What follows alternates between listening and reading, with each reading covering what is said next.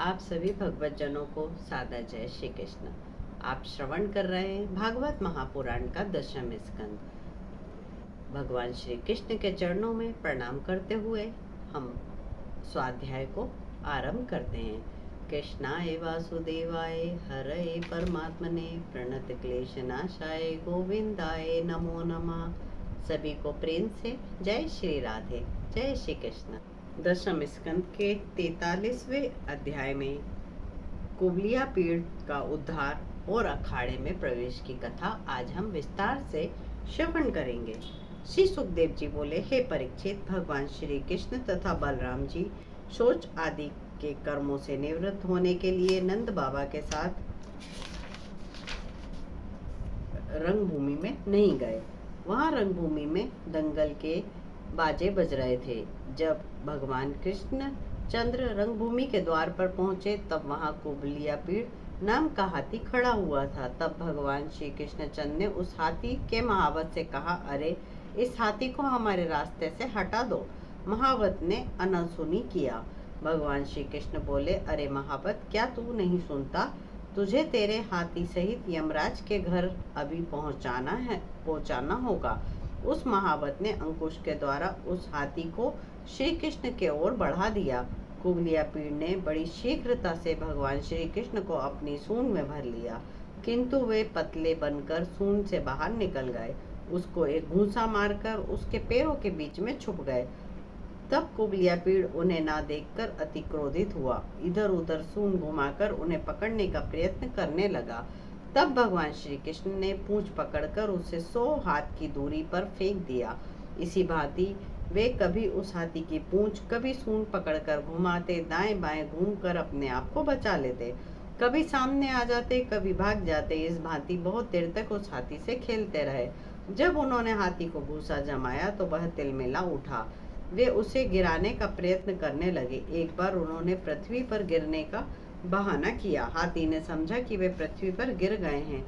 तब उसने अपने दोनों दांत पृथ्वी में गड़ा दिए। तब उस कुबलिया पीड़ का यह आक्रमण व्यर्थ हुआ। वह चिढ़कर भगवान श्री कृष्ण पर टूट पड़ा। हे परीक्षित, मधुकैटभ आदि दैत्यों का संहार करने वाले भगवान श्री कृष्ण उसे खिला रहे थे। जब उन्होंने उस हाथी को अपने पर आक्रमण करते हुए देखा तब उन्होंने झपट कर उसकी सूंड पकड़कर पृथ्वी पर दे पटका और उसके सिर को अपने पेड़ से दबाकर उसके दोनों दांत उखाड़ दिए। कुबलिया पीड़ हाथी को मारकर उन्होंने उसके महावत को भी मार दिया। हे परीक्षित, उस मरे हुए हाथी के एक एक दांत अपने हाथों में लेकर भगवान श्री कृष्ण और बलराम उस रंगभूमि में प्रवेश किए। उनके कंधों पर हाथी दांत रखे हुए थे और शरीर पर रक्त की छींटें पड़ी हुई थी। उनकी शोभा अति न्यारी प्रतीत होती थी। जिस समय भगवान श्री कृष्ण और बलराम ग्वाल बालों के साथ रंगभूमि में पहुंचे तो उस समय पहलवानों ने उन्हें बड़ा पहलवान समझकर, साधारण मनुष्यों ने उन्हें देवता समझा, स्त्रियों ने उन्हें साक्षात कामदेव समझा, ग्वाल बालों ने उन्हें सखा समझा, दुष्ट राजाओं ने उन्हें दंड देने वाला समझा, वृद्ध जनों ने उन्हें बालक समझा, कंस ने उन्हें अपना शत्रु समझा, योगी जनों ने उनको अपना आराध्य माना। हे परीक्षित, जब कंस ने कुबलिया पीड़ हाथी को मरा हुआ सुना तो उसने उनकी मूर्ति को देखा। तब वह अति घबरा उठा।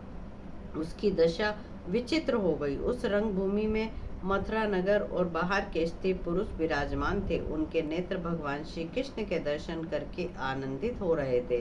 वे परस्पर संकेत करके वार्तालाप कर रहे थे। हे परीक्षित, उनके रूप, सौंदर्य, गुण, माधुर्य और निर्भयता को देखकर दर्शकों के हृदय में अति आनंद पुंजीभूत होकर प्रवाहित हो रहा था। नगर निवासी कहने लगे कि ये दोनों साक्षात नारायण के ही अवतार हैं। उंगली का संकेत करके बोले, ये सांवले देवकी के पुत्र हैं और ये गोरे रोहिणी के पुत्र हैं। इनको वासुदेव जी ने नंद जी के यहाँ छिपा दिया था।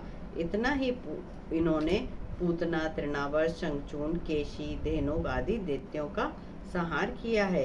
इन्होंने ही कालिया लाल नाग का दमन किया है तथा गोवर्धन पर्वत को 7 दिन तक एक ही उंगली पर धारण किया था।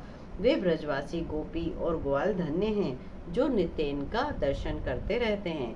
किसी किसी के मुख से हमने यह भी सुना है कि बत्तासुर, प्रलंबासुर, बकासुर आदि का संहार भी इन्होंने ही किया है।